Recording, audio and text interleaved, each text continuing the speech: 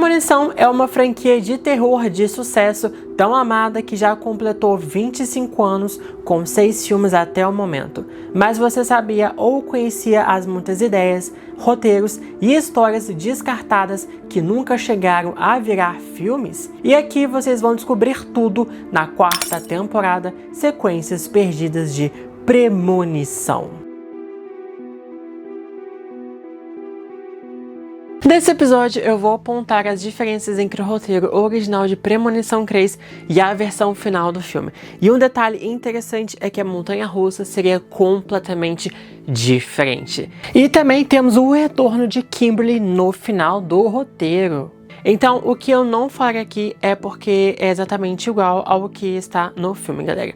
O roteiro, então, original de Premonição 3 é datado de 24 de setembro de 2004, escrito por Glenn Morgan e James Wong. E ele começa com o quarteto Kevin, Wendy, Jason e Carrie num simulador de voo. O objetivo do simulador é aterrissar o avião no campo de McKinley em segurança. Kevin é o piloto e, obviamente, ele não leva a sério e começa a zoar no simulador, o que deixa o Jason enjoado e ele acaba vomitando. O simulador termina quando Kevin não consegue aterrissar o avião corretamente e ele mata todo mundo.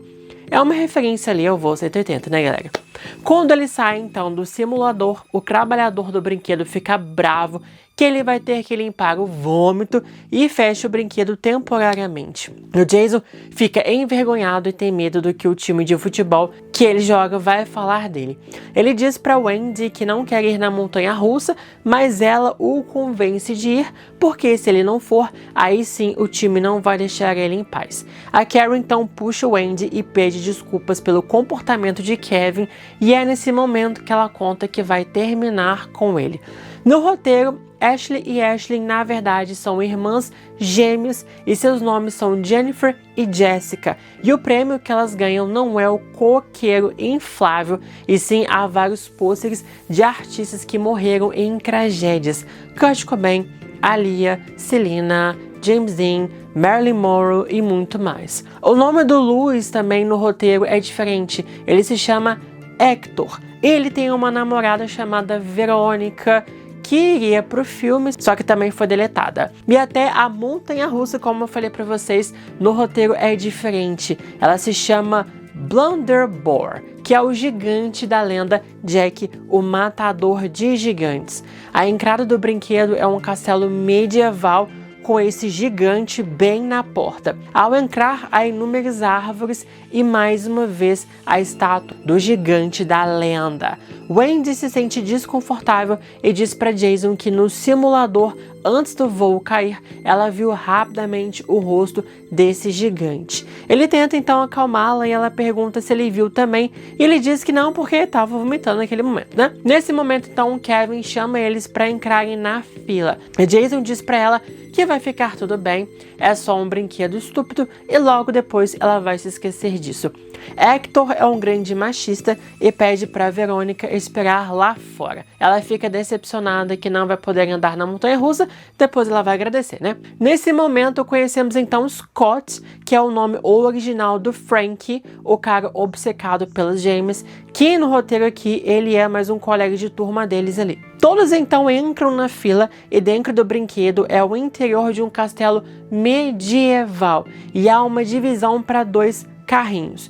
E é aqui então que conhecemos Logan Green e Erin Ulmer, o Ian e a Erin do filme, que no roteiro eles são namorados. Todos do grupo são divididos em portões para ocuparem os assentos do brinquedo, até que o time de futebol vê o Jason e todos gritam para ele ir com eles no brinquedo lá no segundo carrinho.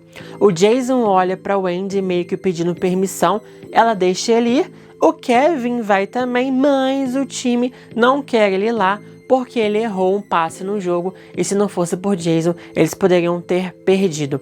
Mas eles chamam Carrie para ir com eles, porque ela é quem é responsável pela hidratação deles nos jogos.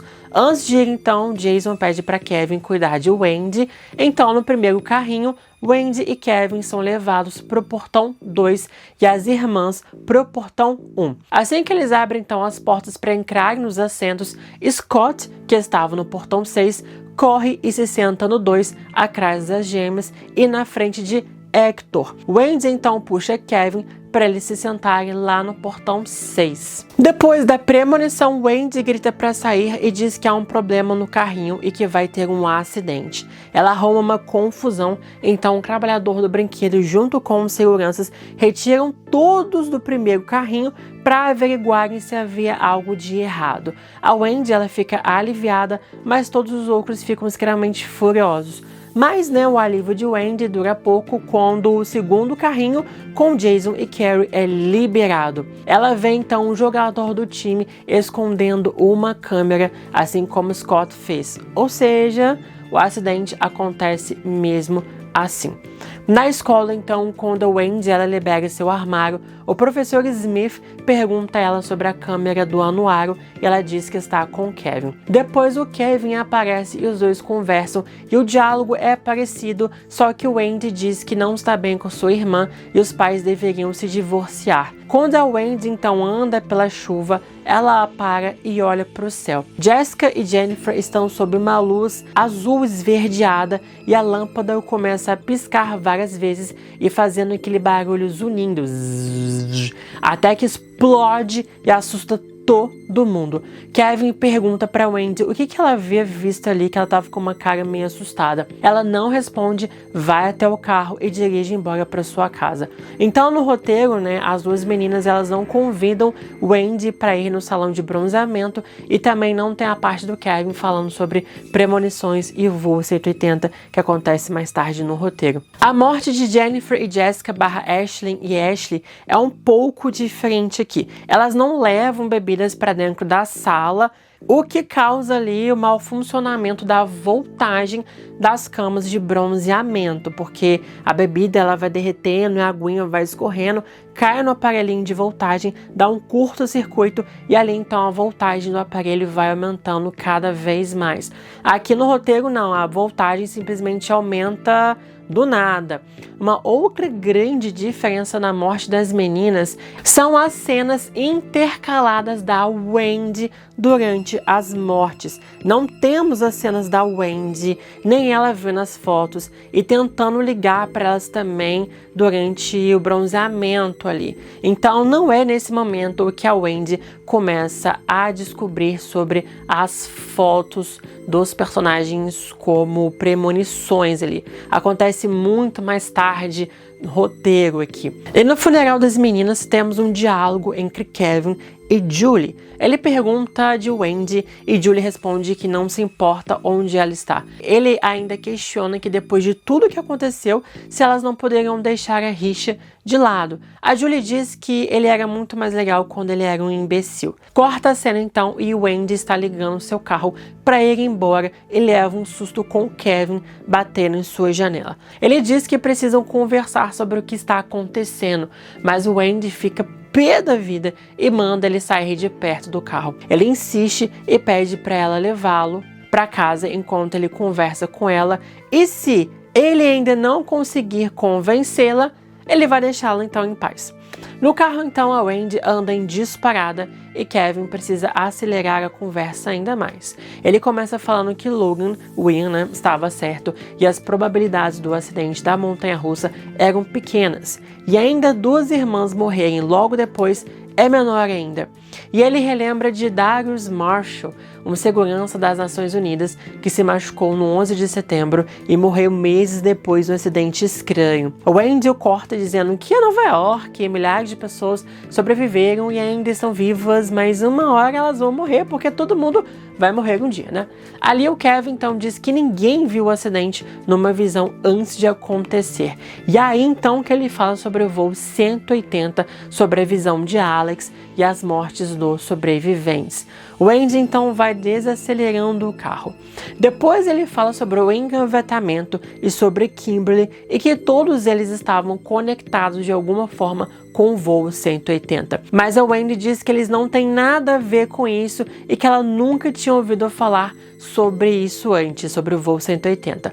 Os dois então vão parando no drive-thru, já que a Wendy está interessada no assunto e também está com fome. A Wendy diz que se lembra do medo que ela sentia desde que ela entrou no brinquedo e o medo dela que poderia ter causado essa alucinação. Mas desde o acidente, ela sente uma presença que está sempre com ela e que achava que poderia ser Jason, mas essa presença é oposto ao que Jason a fazia se sentir. Kevin então pergunta a ela se ela acredita que eles estão numa lista da morte. Ela diz que isso tudo é coincidência e que milhares de pessoas morrem num dia e que, se ela acreditar nisso, ela vai ter que se render do controle e isso seria perder a esperança. E aí então que acontece a morte do Frank ali no drive-thru da mesma forma. No filme, essa conversa com o Kevin foi dividida em várias partes, né? Uma parte foi na escola e a outra parte foi lá no cemitério, quando a Wendy visita o túmulo do Jason. Depois da morte então do Frank, né, o Kevin e o Wendy estão na escola e olham os jogadores no campo de futebol procurando por Hector. Os dois então encontram lá na sala de ginástica e tentam convencê-lo de que ele está em perigo. Ele morre da mesma forma, mas sem o suspense de toda a cena e sem também as facas cortando as cordas do aparelho. Simplesmente o aparelho se rompe ali e explode na cabeça dele. Depois então temos Wendy e Kevin no quarto do Kevin e aí então que finalmente eles começam a olhar as fotos do parque de diversões e descobrem as pistas das mortes de cada um e também a lista da morte ali também. Depois da morte então da Erin é que temos a cena de Wendy com Julie. A Wendy chama Julie para conversar e diz se sentir culpada por ter insistido com Jason de ir na montanha-russa e que ela nunca poderá voltar atrás do que ela disse, mas que não quer se sentir dessa forma com a Julie e não quer que ela se sinta assim com ela também. E pergunta que, assim que ela conseguir um lugar para ficar, se Julie a visitaria. Julie diz que tem uma coisa a confessar a ela, mas depois que o Wendy arrumar um lugar, elas se encontram e conversam. Então Wendy pede para Julie entregar a câmera para o professor Smith lá no festival e quando olha os arquivos da câmera, não havia fotos mais. Mas a Wendy ainda não tinha deletado essas fotos. Como assim? Mesmo assim, então Wendy entrega a câmera para Julie e diz para ela não tirar nenhuma foto com ela não.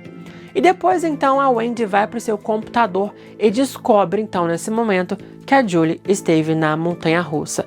Ela liga então para o Kevin para avisar ele, assim como no filme, mas quando ela vai ver as fotos dos dois, as fotos começam a se deletar do nada, sozinhas. A foto de Wendy é diferente, ela com um sorriso amarelo e no fundo o que parece então uma madeira verde, esverdeada ali, parece um tronco de uma árvore. E a do Kevin é igual ali do filme, mas ele também se parece um pouco com o Logan. Mas as fotos desaparecem também ali do computador de Wendy. Kevin então pede para ela ver na lixeira, mas não há nada, nenhuma foto na lixeira também. Então ele constata que a morte está limpando as pistas para eles não descobrirem como eles vão morrer e eles tentarem impedir então essas mortes. O festival acontece lá da mesma forma do filme, mas um diferencial aqui é que quando Wendy salva Kevin da explosão, ela entende que quem vai causar a morte dela é Logan, porque na foto dela há um tronco de madeira verde, como eu falei para vocês, que é o sobrenome de Logan, que é Logan Green. Green, verde, enfim, né, galera? E a morte do Logan no final também é diferente. Enquanto ele ameaça ali o trio Wendy, Kevin e Julie, ele acaba sendo atingido por fogos de artifício e seu corpo pega fogo. Os três então deitados no chão assistem Logan morrer e Wendy vê a câmera. Julie já diz que não tirou foto nenhuma e que vai devolver para a escola na segunda-feira. Mas a Wendy pega a câmera, joga no chão e pisa nela, a quebrando e diz: "Chega de fotos". Há um zoom na câmera e ela liga sozinha e tira uma foto. Então há um flash na cena e a cena corta. Na cena do metrô, Wendy está com seus amigos da faculdade, Laura e Sean, e Wendy pergunta para eles sobre o restaurante de curry e em qual estação eles deveriam descer, se era a da rua Booth. Do outro lado do corredor, uma moça chama Wendy e pergunta a ela se o restaurante que eles estão falando é o tal do Guptas, e os três respondem que sim. Então, o homem ao lado dela responde que eles deveriam descer na estação da rua Oswald. E Wendy agradece, mas então é revelado que essa moça e esse homem são ninguém menos do que Kimberly e o policial Burke. Eles estão no mesmo metrô de Wendy e morreriam com todo mundo. Mas na época os atores não puderam gravar por questões de agenda, então fizeram uma versão alternativa mostrando um jornal de que Kimberly e Burke morriam num triturador de madeira que foi cortado do filme. Aí então, em Premonição 6, a gente descobre que a Kimberly ainda está vivíssima. Mas aí, o que vocês acharam desse roteiro original? Eu prefiro o filme que ganhamos, né? Porque tem mais suspense e também explora muito mais a questão das fotos premonitórias. Mas comentem aqui, deixem um like de vocês, se inscrevam no canal que semana que vem temos roteiro original de Premonição 4. E se quiserem mais conteúdo de Premonição 3, eu tenho um vídeo completo aqui para vocês sobre a versão alternativa do filme, que esse vídeo tá muito bom.